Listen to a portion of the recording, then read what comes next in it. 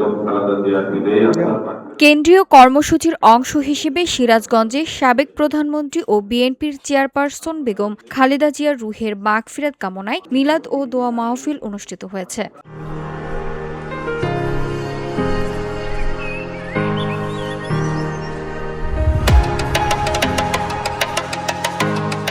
শুক্রবার জুমার নামাজ শেষে শহরের বিএল সরকারি উচ্চ বিদ্যালয় কেন্দ্রীয় জামে মসজিদে এই দোয়ার আয়োজন করা হয়। সিরাজগঞ্জ জেলা বিএনপির সাংগঠনিক সম্পাদক মির্জা মোস্তফা জামানের উদ্যোগে অনুষ্ঠিত মাহফিলে বিএনপি ও অঙ্গ সংগঠনের নেতাকর্মী সহ সাধারণ মুসল্লিরা অংশ নেন।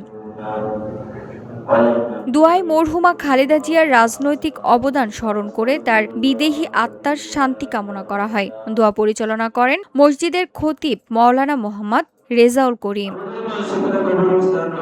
VOD Bangla news desk.